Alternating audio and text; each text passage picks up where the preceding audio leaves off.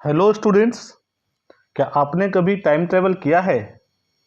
बच्चों, आज हम एक ऐसी ही इंटरेस्टिंग कहानी के बारे में पढ़ने जा रहे हैं जो कि टाइम ट्रेवल पर बेस्ड है। इस कहानी का मेन कैरेक्टर है चार्ली, जो कि 31 साल का नौजवान है।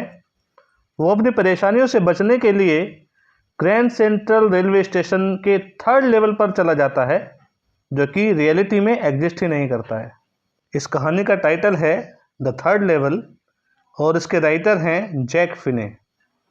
The president of the New York Central and the New York New Haven and Hartford Railroad will swear on a stack of timetables that there are only two. तो अब in line में क्या बता रहे हैं? इन लाइन में ये बता रहे हैं कि जो प्रेसिडेंट्स हैं, प्रेसिडेंट का मतलब किसी कंट्री के प्रेसिडेंट नहीं, ये कुछ रेलवे स्टेशन हैं। क्या है ये? रेलवे स्टेशन जैसे कि न्यूयॉर्क सेंट्रल है ना, एंड न्यूयॉर्क न्यू हेवन और हार्टफोर्ड रेल रोड, ये क्या है? सब रेलवे स्टेशन के नाम है न्यूयॉर्क के। तो न्यूयॉर्क के जितने भी रेलवे स्टेशन हैं, वो सब रेलवे स्टेशन के जो प्रेसिडेंट है वो ये स्वेर मतलब कसम खा के कह सकते हैं कि जो एक ग्रैंड सेंट्रल रेलवे स्टेशन है न्यूयॉर्क में, उस ग्रैंड सेंट्रल रेलवे स्टेशन में केवल 2 ही फ्लोर हैं। कितने फ्लोर हैं? केवल 2 फ्लोर हैं। और वो ये जो प्रेसिडेंट है इन सब रेलवे स्टेशन के, वो एक कसम खा के कह सकते हैं कि वहां पर कोई तीसरा फ्लोर नहीं है। तो ये जो लेवल है ना, third level is not any level, it is floor. But I से देयर आर 3। लेकिन जो स्पीकर है, जो नरेटर है इस स्टोरी में, ये क्या है? Actually this is a science fiction. एक साइंस फिक्शन है, कंप्लीटली इमेजिनेबल स्टोरी है। इसका रियलिटी से कहीं कोई भी रिलेशन नहीं है ना। तो इसमें जो मेन कैरेक्टर है Charlie is the main character and the narrator of the story also. तो चार्ली क्या कह रहा है? चार्ली कह रहा है बट आई से देयर आर 3। जो प्रेसिडेंट्स हैं सब रेलवे स्टेशन के न्यूयॉर्क में, वो ये कह रहे हैं, वो एक कसम खा के कह सकते हैं कि जो ग्रैंड सेंट्रल रेलवे स्टेशन है उसमें केवल 2 ही फ्लोर हैं। लेकिन जो चार्ली है वो कह रहा है कि नहीं, वहां पर कितने फ्लोर हैं? वहां पर 3 फ्लोर हैं। Yes, I have taken the obvious step. I talk to a psychiatrist friend of mine among others. हाँ, मैंने क्या करा है? मैंने ये एक ऑब्वियस स्टेप लिया है। कौन कह रहा है? ये कह रहा है चार्ली, है ना। और वो कह रहा है कि मैंने इसके बारे में, जो मेरा साइकियाट्रिस्ट फ्रेंड है, मैंने उससे भी बात की है कि ग्रैंड सेंट्रल रेलवे स्टेशन पर 3 फ्लोर हैं, ना कि 2 फ्लोर। क्लियर हुआ? अब आगे चलते हैं। अब उसने क्या कहा? अब वो कहता है कि I told him about on the 3rd level at Grand Central Station and he said it was a waking dream wish fulfillment. अब जो उसका दोस्त है, चार्ली का जो दोस्त है, साइकियाट्रिस्ट है वो, अब वो कह रहा है कि जो ग्रैंड सेंट्रल रेलवे स्टेशन है, ग्रैंड सेंट्रल स्टेशन पर 3rd लेवल बिल्कुल भी नहीं है, कहीं पर भी 3rd फ्लोर नहीं है। और चार्ली का ये कहना कि वहां पर 3rd फ्लोर भी है, ये बिल्कुल क्या है? डे ड्रीम की तरह है, बिल्कुल इमेजिनेशन है। और वो अपनी विश के फुलफिलमेंट के लिए, अपनी इच्छा की पूर्ति के लिए ऐसा बता रहा है कि वहां पर 3rd फ्लोर है। अब वो उसकी इच्छा पूर्ति क्या हो सकती है, वो आगे बताता है। वो कह रहा है he said I was unhappy. उसका जो साइकियाट्रिस्ट फ्रेंड है उसने कहा कि चार्ली, तुम क्या हो? तुम अनहैप्पी हो और तुम अपनी उस डिसअपॉइंटमेंट को, उस डिप्रेशन को छिपाने के लिए क्या बोल रहे हो? ऐसी एक इमेजिनेशन से भरी हुई स्टोरी तैयार कर रहे हो कि ग्रैंड सेंट्रल स्टेशन पर 3 फ्लोर है, ना कि 2। Clear? That made my wife kind of mad, but he explained that he meant the modern world is full of insecurity, fear, war, worry and all the rest of it.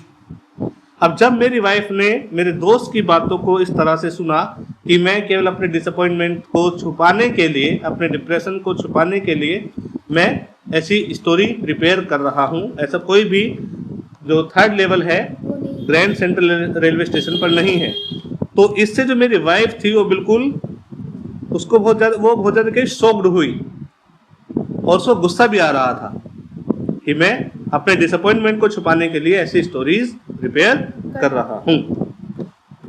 अब लेकिन उसने ये भी बताया कि the modern world is full of insecurity, जो आजकल की दुनिया है ये इनसिक्योरिटी से भरी हुई है, डर से भरी हुई है, और वॉर मतलब इसमें जो खबरें हैं कैसी हैं, लड़ाई की खबरें हैं, लोग डर रहे हैं एक दूसरे से, इनसिक्योरिटी फील कर रहे हैं, तो इस तरह की भी उसने बताई। और लोग क्या हैं, वरीड हैं, लोग क्या हैं, वरीड हैं, खुद को लेकर या अपने रिलेटिव्स को लेकर। And the rest and that I just want to escape, और इन्हीं सभी परेशानियों से बचने के लिए, इन सभी परेशानियों से बचने के लिए मैंने जो ऐसी इमेजिनेशन से भरी हुई स्टोरी है वो प्रिपेयर करी है कि ग्रैंड सेंट्रल रेलवे स्टेशन पर थर्ड लेवल भी है, जबकि ग्रैंड सेंट्रल रेलवे स्टेशन पर कोई भी थर्ड लेवल एक्चुअल में नहीं है।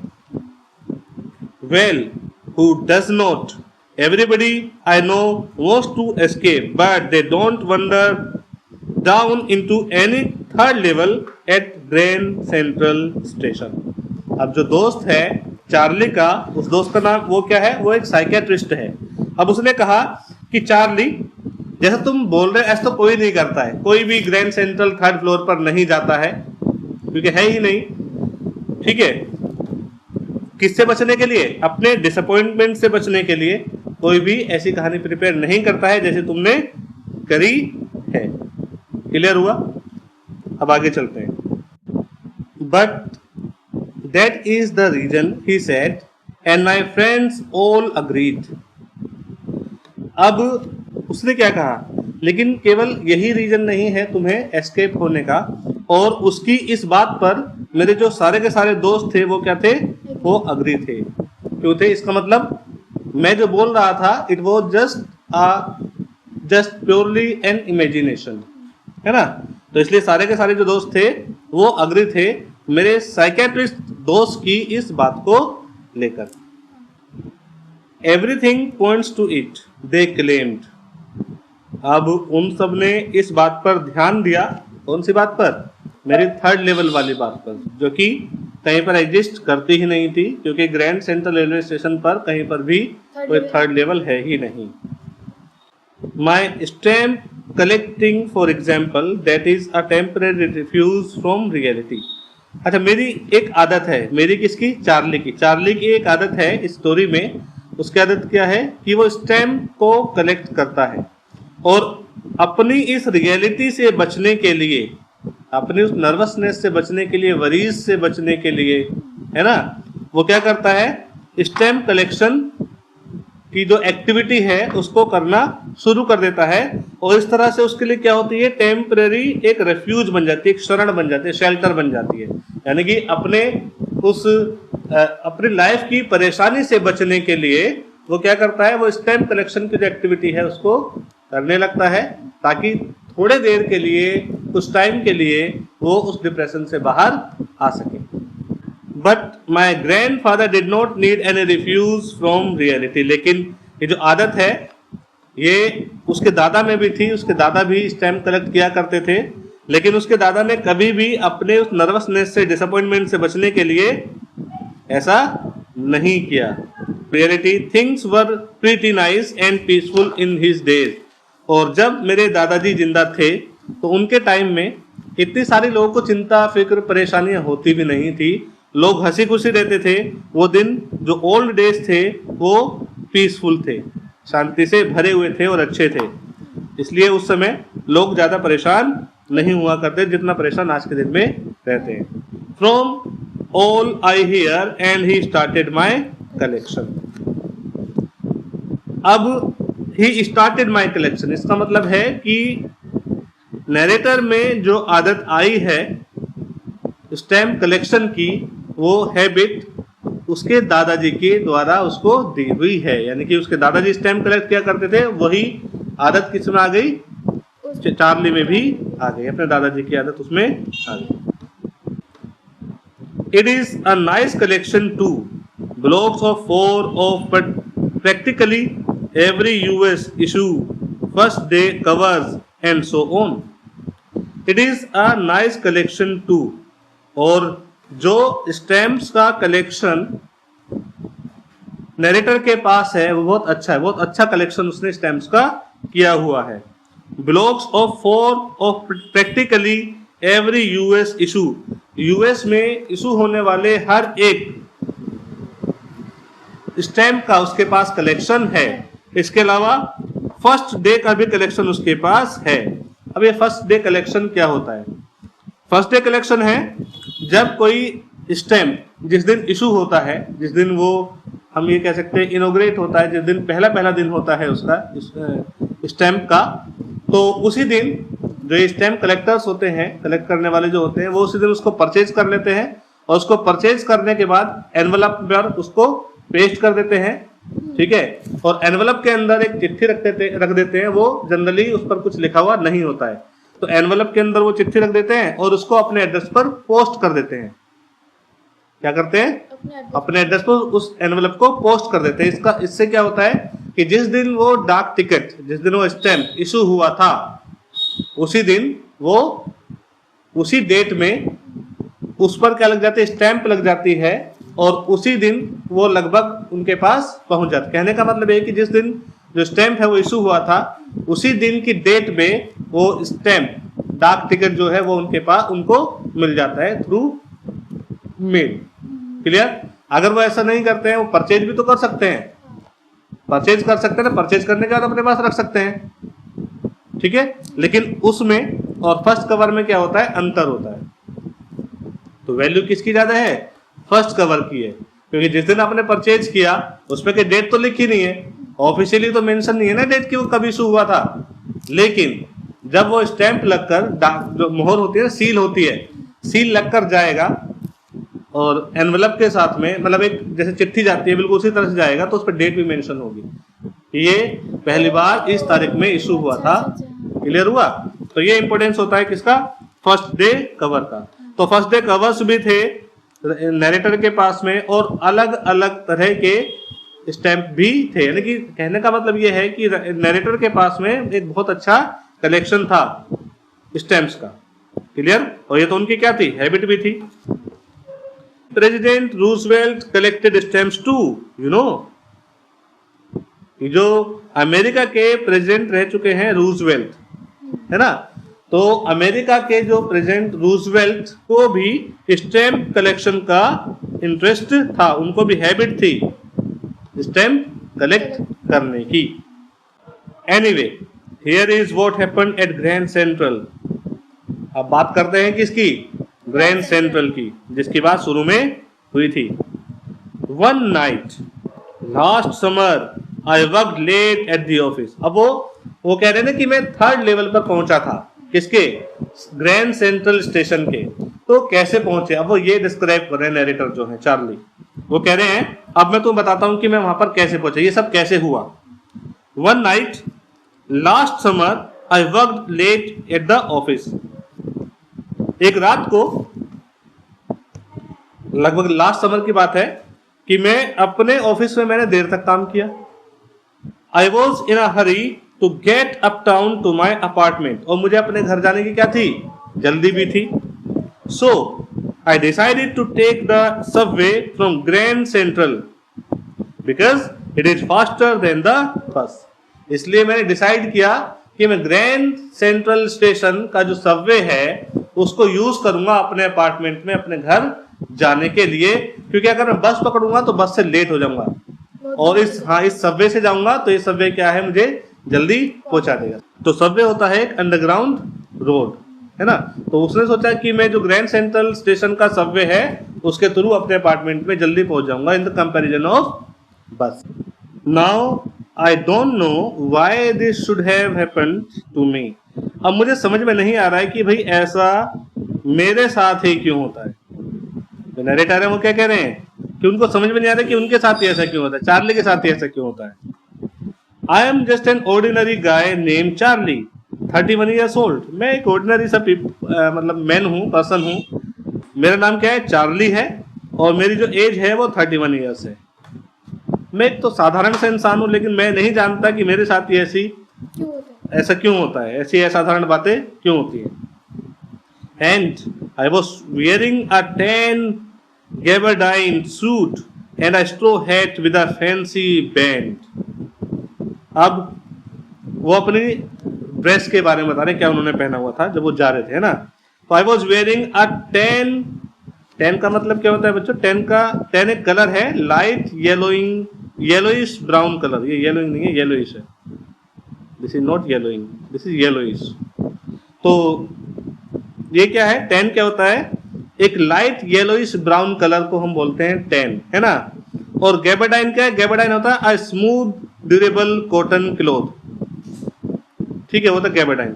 और ये देखो, ये जो कलर है यहाँ पे स्क्रीन पे दिखाई दे रहा है ना, ये जो कलर है ये क्या है, लाइट येलोइश ब्राउन कलर है। तो इस कलर का उन्होंने क्या पहना हुआ था, सूट पहना हुआ था। क्या पहना हुआ था, सूट पहना हुआ था, और एक स्ट्रो हैट पहनी हुई थी उन्होंने, और इसके अलावा एक फैंसी बैंड भी उन्होंने पहना हुआ था। I passed a dozen man who looked just like me. अब मैं दर्जनों लोगों के पास से होकर गुजरा, और वहां पर वो सब लोग मेरी तरह ही थे। And I was not trying to escape from anything, और मैं किसी से बचने की कोशिश वहां पर नहीं कर रहा था, क्योंकि सभी मेरी तरह थे, तो मैं किससे बचने की कोशिश नहीं कर रहा था। मैं वहां पर कुछ अजीब इंसान नहीं था। I just wanted to get home to Louisa my wife. मैं घर जाकर अपनी वाइफ से मिलना चाहता था। मेरी वाइफ का नाम क्या है, Louisa. I turn in to grand central from Vanderbilt avenue. वेंडरबिल्ट एवेन्यू से मैं ग्रैंड सेंट्रल की तरफ चला। And went down the step to the first level, और वहां से नीचे की तरफ उतरना शुरू करा मैंने ग्रैंड सेंट्रल स्टेशन पर। और कौन से लेवल पर आ गया, फर्स्ट लेवल पर आ गया। Where you take train like the 20th century. और फर्स्ट लेवल पर आप ट्रेन ले सकते हो जो 20th सेंचुरी में जैसे ट्रेन चलती हैं। अब तो 21st सेंचुरी है, तो 20th सेंचुरी में जैसे ट्रेन चलती थी वो आप फर्स्ट लेवल से पकड़ सकते थे, ले सकते थे। And then I walk down another flight to the second level. उसके बाद में और नीचे गया, ग्रैंड सेंट्रल स्टेशन के सेकेंड लेवल पर गया। ये लेवल उल्टे है, नीचे से ऊपर की तरफ नहीं है, ऊपर से नीचे की तरफ है। तो मैं सेकेंड लेवल पर गया। Where the suburban trains leave from duck into an arch doorway heading for the subway and got lost. अच्छा, यहाँ पर एक वर्ड है डक, है ना। डक का मतलब क्या होता है, तो move your head down quickly so that you are not seen or hit by somebody or something. सिर नीचे की तरफ चल रहे हैं ताकि आप किससे टकरा ना जाओ, है ना। तो अब मैं कहां पर गया, सेकंड लेवल पर गया। फर्स्ट लेवल पर जो ट्रेन्स है वो मिलती, लगभग 20th सेंचुरी की जो ट्रेन्स है वो मिलती थी, और नीचे जो ट्रेन्स मिलती थी वो मिलती सब अर्बन एरिया में जाने के लिए जो ट्रेन है वो कहां से मिलती थी, सेकंड लेवल से मिलती थी। क्लियर। तो अब मैं सिर्फ थोड़ा सा नीचे तरफ करके और नीचे डाउन में गया, कहां पर, सेकंड लेवल पर। अच्छा, यहाँ पर क्या था, एंडक्ट इनटू एन आर्क डोरवे। ये जो डोरवे था कैसा था, आर्क था, थोड़ा सा मुड़ा हुआ था। हेडिंग फॉर द सबवे, और वो किस तरफ जा रहा था, सबवे की तरफ जा रहा था। एंड गॉट लॉस्ट, और उसका पता नहीं, सबवे की तरफ जा रहा था, उसके बाद में वो रास्ता दिखाई नहीं दे रहा था किस तरफ जा रहा है। हम ये कह सकते हैं कि एक टनल की तरह रास्ता था, जिसमें थोड़ी दूर तक तो दिखाई दे रहा था कि कहाँ तक जा रहा है, उसके बाद नहीं पता था कि वो रास्ता कहाँ पर जा रहा है, और उसी रास्ते को मैंने लिया। That is easy to do. I have been in and out of Grand Central hundreds of times. और मेरे लिए कोई नई बात तो थी नहीं, बहुत आसान था, क्योंकि सैकड़ों बार मैं ग्रैंड सेंट्रल स्टेशन से आया गया हूँ। आता था जाता था कई बार, सैकड़ों बार, तो कोई मुश्किल वाली बात नहीं थी, कोई नई बात मेरे लिए नहीं थी, आसान था।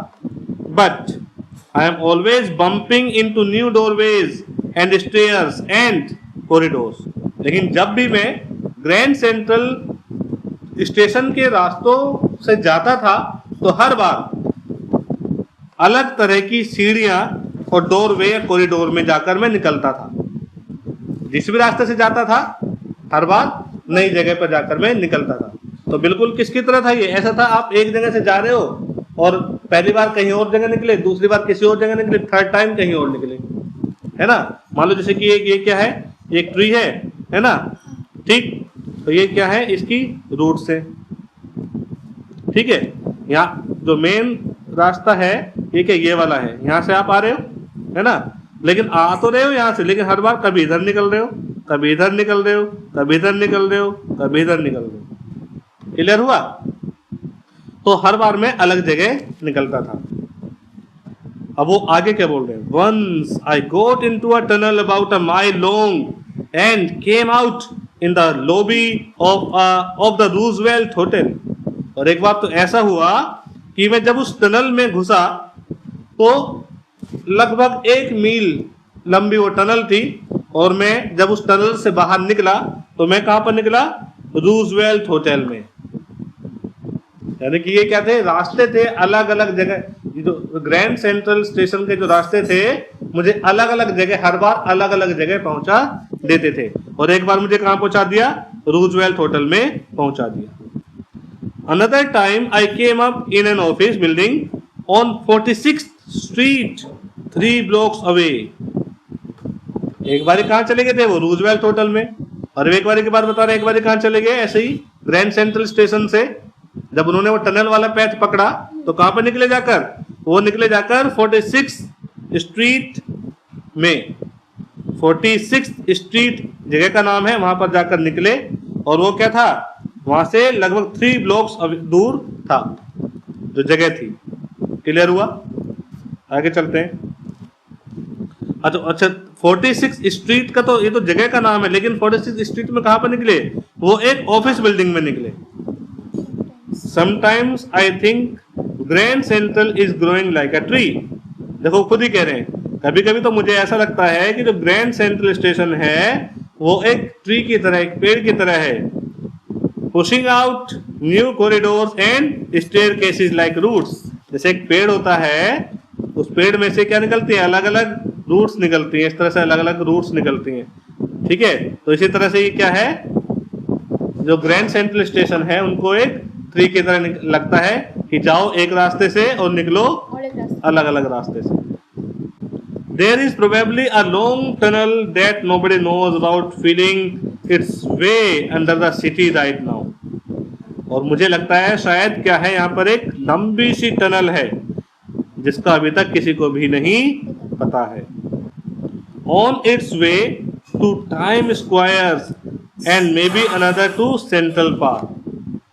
और ये टनल जो है कहाँ का निकलती है, कभी टाइम स्क्वायर में तो कभी सेंट्रल पार्क में। ये क्या है, जगह के नाम है, न्यूयॉर्क में, है ना। तो ये जो जिस तरह से पेड़ की जड़ें दूर दूर तक फैली होती हैं, तो इसी तरह से जो ग्रैंड सेंट्रल स्टेशन है उसमें भी एक बार एंट्री करने पर आप दूर अलग अलग जगह पर निकलते हो। कभी टाइम स्क्वायर निकल सकते हो तो कभी सेंट्रल पार्क भी आप जा सकते हो। And may be because for so many people through the years Grand Central has been an exit, a way of escape. Maybe that is how the tunnel I got into। और जो and maybe और हो सकता है because for so many people, बहुत सारे लोगों के लिए through the years Grand Central has been an exit। और बहुत हो सकता है कि बहुत सारे जब इस तरह से अलग अलग जगह पर ये जो रास्ते हैं ग्रैंड सेंट्रल के वो निकालते हैं, तो बहुत सारे लोगों ने कई सालों तक, कई वर्षों तक इसका यूज भी किया हो एग्जिट के लिए, वहां से निकलने के लिए भी यूज किया हो। अ वे टू एस्केप, वहां से बचकर निकलने के लिए। Maybe that is how the tunnel I got into. और हो सकता है इसलिए मैं उस टनल में फंस गया हूं। But I never told my psychiatrist friend about that idea. लेकिन मैंने अपने इस आइडिया के बारे में अपने उस साइकियाट्रिस्ट दोस्त को नहीं बताया। The corridor I was in began angling left.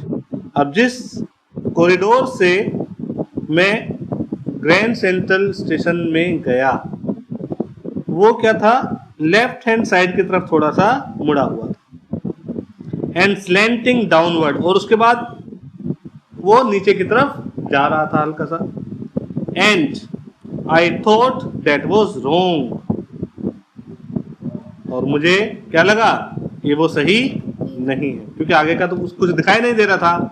Left hand side की तरफ मुड़ रहा है और नीचे की तरफ जा रहा है, ठीक है, क्योंकि उसको भी नहीं पता था पहले कि वहां पर थर्ड लेवल है, ये रास्ता कहाँ जा रहा है। इंसान उसी रास्ते पे चलता है जो आगे तक थोड़ा दिखाई दे रहा हो, लेकिन थोड़ी दूर जाके तो दिखाई नहीं दे रहा था। But I kept on walking, लेकिन नरेटर क्या बोल रहे हैं, नरेटर कह रहे हैं लेकिन मैंने चलना कंटिन्यू रखा, मैं चलता रहा। All I could hear was the empty sound of my own footsteps. वहां पर मेरे अलावा कोई और नहीं था, क्योंकि जो आवाज आ रही थी चलने की वो केवल मेरे ही जो फुटस्टेप्स थे, मेरे फुटस्टेप्स की आवाज आ रही थी, मेरे अलावा वहां पर कोई और नहीं था। And I did not pass a soul. A soul का मतलब इंसान, पर्सन। और मैंने वहां पे किसी को पास भी नहीं किया। जब हम कहीं चल रहे होते हैं तो और भी लोग होते हैं ना, उनसे आगे निकलते हैं इस तरह का, लेकिन नरेटर ने देखा कि वहां पर उसके अलावा और कोई दूसरा इंसान नहीं था। Then I heard that sort of hollow roar ahead, that means open space and people talking. उसके बाद जब मैं आगे गया तो खाली सी जगह थी और वहां पर काफी शोर था। इसका मतलब वहां पे कहते हैं ओपन स्पेस था और लोग, शोर था तो इसका मतलब लोग वहां पर बातें कर रहे थे। The tunnel turn sharp left. अब जो टनल थी उसमें शार्प एक टर्न था लेफ्ट हैंड साइड की तरफ। And I went down a short flight of stairs and came out on the third level at grand central station. अब जब मैं लेफ्ट हैंड साइड की तरफ तेजी से मुड़ा तो एक नीचे की तरफ सीढ़ियां थी जाने के लिए, और उन सीढ़ियों से होता हुआ मैं ग्रैंड सेंट्रल स्टेशन के थर्ड लेवल पर पहुंच गया। इसका मतलब वहीं से क्या आ रही थी, उन लोगों की आवाज आ रही थी। अभी तक रास्ते में तो उसे कोई मिला नहीं था, लेकिन जब वो थर्ड लेवल के पास पहुंचा तो उसे वहां से लोगों की आवाजें आने लगी, और अब वो सीढ़ियों के थ्रू नीचे थर्ड लेवल पर पहुंच गया। For just a moment I thought I was back on the second level. थोड़ी देर के लिए तो मैंने सोचा कि शायद मैं अभी सेकेंड लेवल पर हूं। But I saw the room was smaller, there were fewer ticket windows and train gates, and the information booth in the centre was wood and old looking. यानी क्या वो कहां पर आ गया, थर्ड लेवल पर आ गया। जब थर्ड लेवल पर आ गया तो उसने क्या देखा, तो उसने देखा, अभी तो उसको ये लगा था कि मैं सेकंड लेवल पर ही हूं, क्योंकि उसको भी पता है कि वहां पर सेकंड लेवल है, थर्ड लेवल है ही नहीं। लेकिन जब वो उस थर्ड लेवल पर आया तो वो जो जगह थी, रूम का मतलब कमरा नहीं, रूम का मतलब है जगह, तो जगह थी वहां पर वो क्या थी, कम थी। क्लियर? और there were fewer ticket windows, और जो टिकट विंडो थी वो भी क्या थी, कम थी। And train gates and the information booth in the centre was wood and old looking. और जो ट्रेन गेट था, और जो इंफॉर्मेशन बूथ था ग्रैंड सेंट्रल पर स्टेशन में के थर्ड लेवल में, वो क्या था, वो लकड़ी का बना हुआ था और ओल्ड लुकिंग था। ऐसा लग रहा था कि बहुत पुराने जमाने में जैसा इंफॉर्मेशन बूथ बनाते थे या रेल गेट बनाते थे, वैसा वहां पर वो, सॉरी, ट्रेन गेट बनाते थे, वैसा वो वहां पर था। And the men in the booth wore a green eye shade and long black sleeve protector. And the man, और वो आदमी, इन द बूथ, जो कि बूथ के अंदर बैठा हुआ था, वोर अ ग्रीन आई शेड, उसने ग्रीन कलर के आई शेड पहने हुए थे, गॉगल्स पहने हुए थे, चश्मे पहने हुए थे, and a long black sleeve protector, और उसे स्लीव प्रोटेक्टर पहने हुए थे। The lights were dim and sort of flickering, वहां पे जो लाइट थी वो डिम थी और वो फ्लिकर कर रही थी, टिमटिमा रही थी। Then I saw why they were open flame gas lights, और वहां पर जो गैस लाइट थी वो भी क्या, वो ओपन फ्लेम थी। कहने का मतलब है कि जैसे पुराने जमाने में गैस लाइट्स होती थी वैसी वो गैस लाइट्स वहां पर थी, और वहां पर जो बाकी सब चीजें थी सब पुराने जमाने की थी। There were brass spittoons on the floor. Spittoons क्या होते हैं बच्चों? स्पिटून्स ये देख रहे हो ना स्क्रीन पे, ये इनको हिंदी में बोलते हैं थूकदान, है ना, और ये ब्रास का बना हुआ था। तो वहां पर क्या रखे हुए थे? स्पिटून्स रखे हुए थे फ्लोर पर, फर्श पर। And across the station a glimpse of light caught my eye, और स्टेशन पर लाइट की जो ग्लिम्प थी, जो चमक थी, वो मेरी आंखों पर पड़ रही थी। अ मैन, क्यों पड़ रही थी? A man was pulling a gold watch from his vest pocket, एक आदमी अपने वेस्ट पॉकेट से एक गोल्ड वॉच निकाल रहा था। वेस्ट का मतलब जो हम शर्ट के नीचे पहनते हैं, है ना, बनियान बोलते हैं, ठीक है, शर्ट के नीचे पहनने वाला जो होता है, तो उसकी जेब से क्या निकाल रहा था? वो एक गोल्ड वॉच निकाल रहा था, और उसकी उस गोल्ड वॉच की ही जो चमक थी वो नरेटर की आंखों पर पड़ रही थी। जो गोल्ड वॉच थी वो उसने जेब पॉकेट में रखी हुई थी, क्योंकि पुराने जमाने में क्या होती थी? वॉच हाथ में नहीं बांधते, आज हाथ में बांधते, पुराने जमाने में हाथ में नहीं बांधते थे। गोल्ड टाइप का होता था। उनकी क्या होती थी? डायल, केवल डायल होता था, है ना, और वो पॉकेट में रखा जाता था, एक चेन होती थी, ठीक है, तो उससे वो निकाल कर टाइम देखते थे। तो इसका मतलब जो वॉच थी, जो घड़ी थी, वो भी क्या थी? पुराने जमाने की थी। आगे क्या हुआ? He snapped open the cover, glanced at his watch and phone. अब उसने क्या काम करा? He snapped open the cover. अब उसने अचानक से, स्नैप का मतलब अचानक से, उस घड़ी का जो कवर था उसको ओपन किया। ग्लैंस एट हिज वॉच, अपने घड़ी की तरफ देखा। एंड फ्रोन, फ्रोन का मतलब होता है गुस्से में भौं को ऊपर चढ़ा लेना, आईब्रोज को ऊपर चढ़ा लेना। तो इस तरह से उसने घड़ी को जब देखा तो इस तरह के उसके क्या थे? एक्सप्रेशंस थे।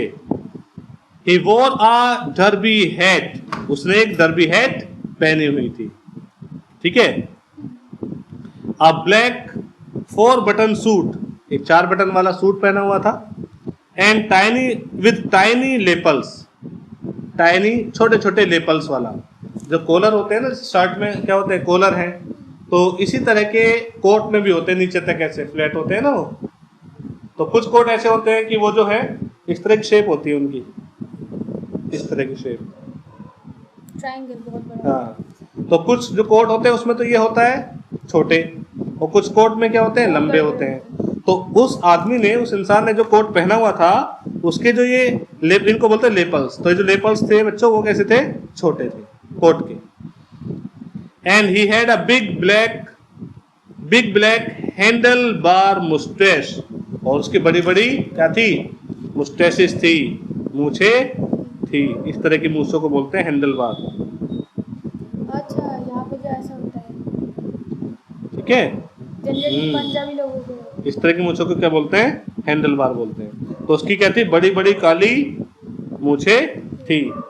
Then I looked around and saw that everyone in the station was dressed like 1890 something. और जब मैंने हर एक इंसान पर जो वहां पर थे उन पर ध्यान दिया तो मुझे ऐसा लगा कि सब ने लगभग ऐसी ड्रेस पहनी हुई थी जो ड्रेस 1890 में पहनी जाती थी। 1890 के दशक में जो ड्रेसेस पहनी जाती थी लगभग वैसी ड्रेसेस सब लोगों ने वहां पर पहनी हुई थी। And I never saw so many beards, sideburns and fancy mustache in my life. मैंने अपने पूरे जीवन में कभी भी इतने सारे दाढ़ी वाले इंसान, साइड बर्न्स वाले इंसान मैंने नहीं देखे। मैंने अपने जीवन में कभी भी ऐसे इंसान, ऐसे लोगों को नहीं देखा था। इसका मतलब ये जो लोग थे ये कब, कौन से डिकेड्स के थे? ये सब 1890 के डिकेड्स के लोग थे। इसका मतलब जो नरेटर है वो कहाँ पर आ गया है? टाइम ट्रेवल करके 1890 में आ गया है, या 1890 के आसपास, 94, 95, 96, मतलब 1890 के डिकेड में वो आ गया है। एग्जैक्टली 1890 नहीं, लेकिन उसके आसपास है। Woman walked in through the train gate. अब ट्रेन गेट से एक जो वुमन थी वो बाहर आई। She wore a dress with leg of mutton sleeves. Leg of mutton का मतलब जो गोट होती है ना, गोट की जो लेग है, ठीक है, उस तरह की शेप में ये जो स्लीव्स होती हैं, तो इनको बोलते हैं leg of mutton sleeves. Clear? Balloon type होती हैं ऊपर से, है नहीं, और थोड़ी बड़ी बड़ी सी होती हैं। And skirts to the top of her high button shoes. और उन्होंने क्या पहने हुए थे? हाई बटन शू पहने हुए थे, मतलब शूज थे और उनके ऊपर क्या थे? बटन लगे हुए थे, वो पहने हुए थे। और इस तरह की स्लीव्स वाली ड्रेस पहनी हुई थी। बैक ऑफ हर, उसके जस्ट पीछे, out on the tracks, tracks का मतलब रेलवे ट्रैक, और उस लेडी के पीछे रेलवे ट्रैक पर आई caught a glimpse of locomotive, एक रेल का इंजन भी खड़ा हुआ था। A very small career and Ives locomotive. तो ये करियर एंड आइव्स क्या है? ये है कंपनी का नाम, ठीक है। तो करियर एंड आइव्स कंपनी का जो लोकोमोटिव था वो वहां पर खड़ा हुआ था with a funnel shaped stack. Stack का मतलब होता है चिमनी। क्या होता है? स्टैक का मतलब चिमनी होता है, ठीक है, जिसमें से क्या निकलता है? धुआं निकलता है ना। तो उस लोकोमोटिव, उस रेल का जो इंजन था उसके ऊपर क्या थी? Funnel type. फनल टाइप क्या थी? उसकी चिमनी थी। चिमनी क्या थी? फनल टाइप थी, ठीक है। और ये सब चीजें मुझे क्या याद दिला रही थी, मुझे क्या इंडिकेट कर रही थी कि ये सब लोगों ने जो ड्रेस पहनी हुई थी या जो चीजें थी वो सब पुराने जमाने की थी, लगभग 1890 के डिकेड्स की। तो बच्चों ये था द थर्ड लेवल का फर्स्ट पार्ट। इसका सेकंड और लास्ट पार्ट देखने के लिए कीजिए हमारी वीडियो को लाइक और हमारे चैनल को सब्सक्राइब। तब तक के लिए नमस्ते, मिलते हैं अगले पार्ट में।